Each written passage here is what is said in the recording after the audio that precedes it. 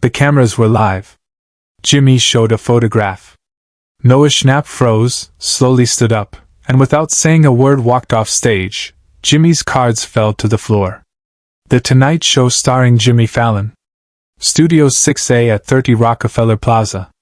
Another Wednesday night. Another packed audience. Another celebrity guest promoting their latest project. The familiar rhythm of late-night television, laughs, games, banter, the comfortable dance between host and guest that America had watched for years. Noah Schnapp was supposed to be talking about the final season of Stranger Things. The 19-year-old actor had grown up on that show, and tonight he was back on Jimmy's couch for what should have been a fun, nostalgic interview. They'd done this before. Noah was always a great guest, funny, humble, great energy. Jimmy had a surprise planned. A fun bit. Photos from Noah's childhood that his publicist had provided, cute throwback pictures to show how much he'd grown since becoming famous. Innocent, sweet, perfect for late-night television. Except one photograph shouldn't have been in that stack. And when Jimmy held it up, everything changed. Noah was mid-laugh, answering a question about his favorite scene to film, when Jimmy reached for the blue cards on his desk where the photographs were paper-clipped. "Oh, before we run out of time," Jimmy said with that trademark grin, "we have some amazing photos of you as a kid that I have to show everyone." The audience made that collective "ah" sound in anticipation. This was standard Tonight Show fare. Everybody loved childhood photos of celebrities. Jimmy held up the first one. "Look at this! How old were you here?" Noah laughed. "Oh man, that's like 6 years old. My mom's birthday party. You were adorable." Jimmy showed it to the camera. The audience clapped. Normal. Fun. Exactly as planned. He reached for the second photograph. And that's when Noah's smile vanished. Cameras were live when Jimmy showed a photograph and Noah Schnapp froze, slowly stood up, and without saying a word walked off stage. Jimmy's cards fell to the floor. Jimmy didn't notice at first. He was looking at the photo, about to make a joke. "And this one, wait, is this you at A?" He looked up, the words dying in his throat. Noah had gone completely pale. His hands gripped the armrests of the orange guest chair so tightly his knuckles had turned white. His eyes were locked on the photograph in Jimmy's hand, and his expression, the expression on his face, was something Jimmy had never seen before. Not embarrassment. Not surprise. Pure, devastating shock. "Noah?"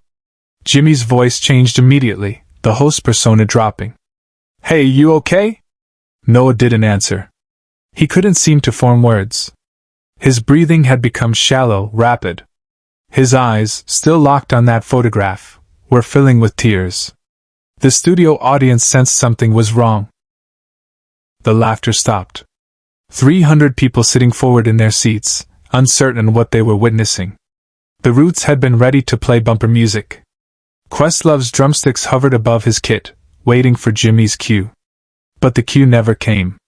Noah slowly stood up. Not the casual standing of someone stretching.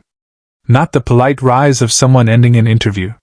This was mechanical, like his body was moving without his brain's permission.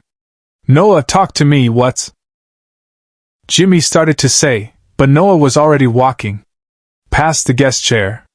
Past the desk. Toward the stage exit. Not running.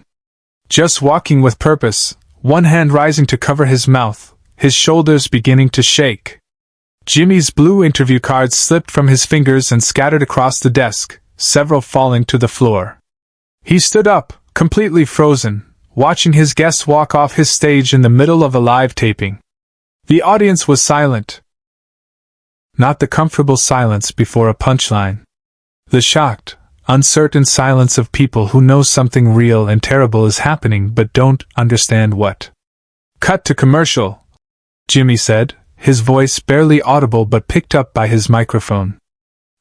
Someone cut to commercial. Now." Jimmy stopped mid-joke. The entire studio froze. Backstage, chaos erupted. Producers were shouting into headsets. "What happened? Why did Noah leave?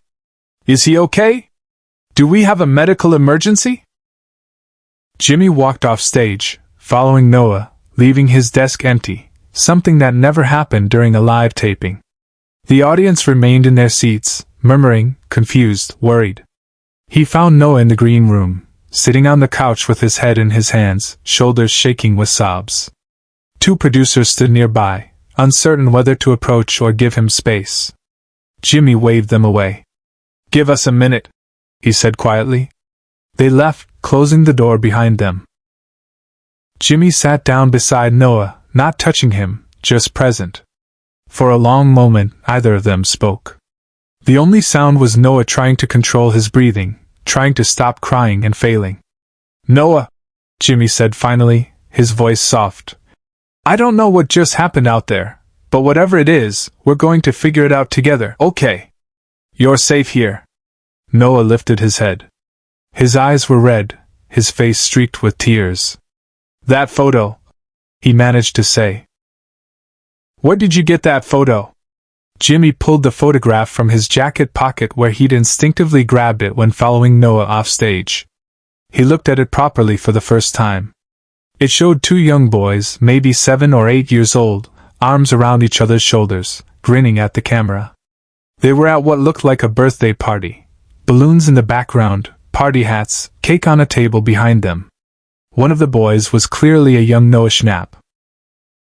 The other boy had curly dark hair and was wearing a Spider-Man t-shirt. "Your publicist sent it," Jimmy said. "She said it was from your childhood? For the throwback segment. I thought it was just a cute."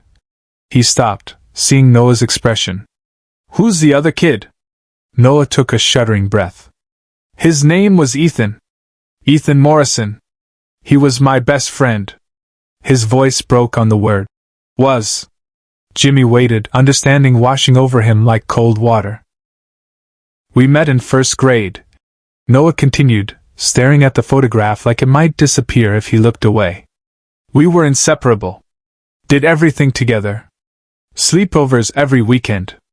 We had this whole plan. We were going to go to the same college, be roommates, stay best friends forever. You know, the way kids plan their whole lives without understanding how life actually works." He wiped his eyes with the back of his hand. "When I got cast in Stranger Things, I was 11. Ethan was so excited. He helped me practice my audition lines. He made me promise that when I got famous, because he was so sure I would get famous, I wouldn't forget about him." Noah's voice dropped to barely a whisper. "I promised him I wouldn't." Jimmy felt his own throat tightening. He knew where this story was going. He'd done enough interviews, heard enough life stories, to recognize the shape of tragedy. "What happened?" Jimmy asked gently. "Leukemia," Noah said. "Diagnosed when we were 13. He fought for 2 years. 2 years of chemo and hospitals and getting hopeful, and then getting crushed, and then getting hopeful again. I was filming in Atlanta. I'd fly back between shoots, spend every free day with him. But it wasn't enough. I wasn't there enough. Noah. He died when we were 15. Noah continued, the words pouring out now like he'd been holding them back for years. October 7th, 2019. I was on set.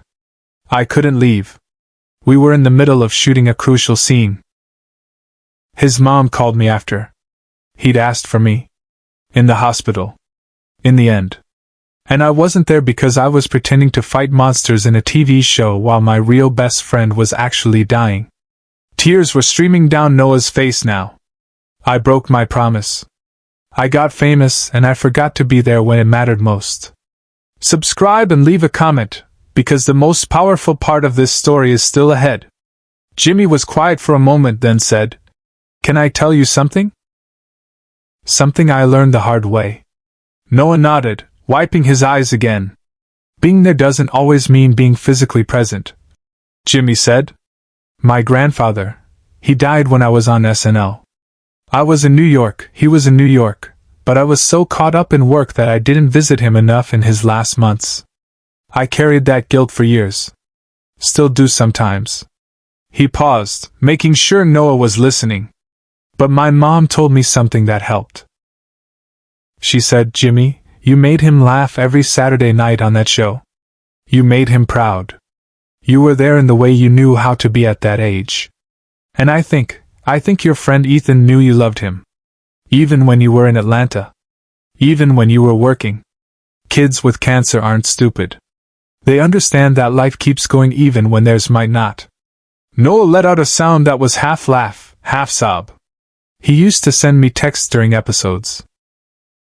Like live tweeting my own show to me. He'd point out continuity errors or make fun of my hair. He was such a nerd about it. He sounds like he was a great friend. The best. Noah looked at the photograph again. "I haven't seen this picture in years. I thought my mom had all the photos. I didn't know his parents had given any to my publicist. They must have found it and they thought it would be nice for TV. They didn't know it would." He couldn't finish the sentence. Jimmy made a decision. "Come with me," he said, standing up. "Where?" "Back out there. To the stage." Noah's eyes widened. "Jimmy, I can't go back out there. I just walked off your show on live TV." You walked off because you saw a picture of someone you loved and lost," Jimmy interrupted gently. "That's not something to be ashamed of. That's being human. And I think, if you're okay with it, I think we should tell them about Ethan." "The audience?" "The audience. America. Everyone watching. Because here's what I know about grief, Noah. Keeping it locked inside doesn't honor the person you lost. Talking about them does. Remembering them does. And if you're comfortable with it, I think Ethan deserves to be remembered." Noah stared at him for a long moment. Then slowly nodded. "Okay." They walked back onto the stage together. The audience had been kept in their seats, producers scrambling to figure out how to handle this unprecedented situation. When they saw Jimmy and Noah return, a collective sigh of relief rippled through the studio. But Jimmy didn't go to his desk. He walked to the center of the stage, and Noah stood beside him.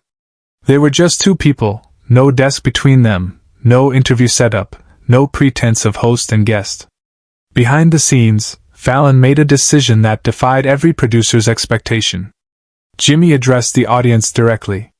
"Folks, I need to explain what just happened. Because what you witnessed wasn't part of the show. It was real. And sometimes real life is more important than television."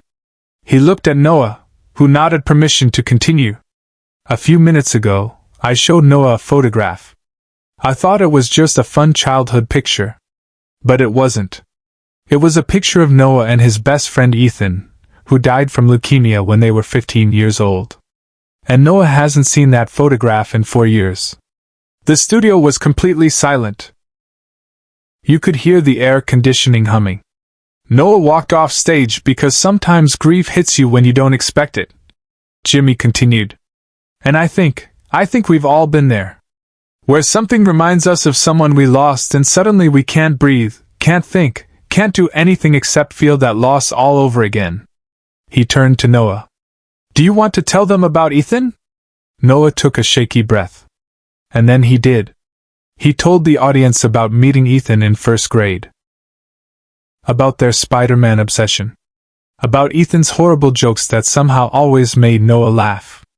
About how Ethan had been so excited when Noah got cast in Stranger Things, bragging to everyone at school that his best friend was going to be famous. He told them about the leukemia diagnosis. The 2 years of fighting. The texts during Stranger Things episodes. The last phone call when Noah was on set and couldn't leave and Ethan said, "It's okay, go finish your scene, I'll be here when you get back." Except he wasn't. By the time Noah finished, there wasn't a dry eye in the studio. Questlove was openly crying. Audience members were holding each other. Jimmy had his arm around Noah's shoulders. But this is the moment no one in the studio, and no one watching at home, ever saw coming. Jimmy reached into his pocket and pulled out the photograph. He held it up, showing Ethan and Noah's smiling faces to the camera. "This is Ethan Morrison," Jimmy said, his voice thick with emotion. And I think he deserves to be remembered. Noah, if it's okay with you, I'd like to keep this photograph. I'd like to frame it and keep it on my desk.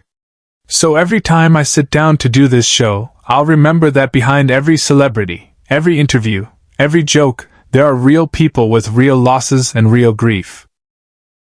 And sometimes the most important thing we can do is stop pretending and just be human with each other. Noah nodded, unable to speak. Jimmy looked into camera one. If you're watching at home and you've lost someone, I want you to know, it's okay to break down sometimes. It's okay to walk off stage. It's okay to not be okay. And if you have a friend like Noah who's carrying grief, the best thing you can do is let them talk about the person they lost. Say their name. Remember them. That's how we keep people alive.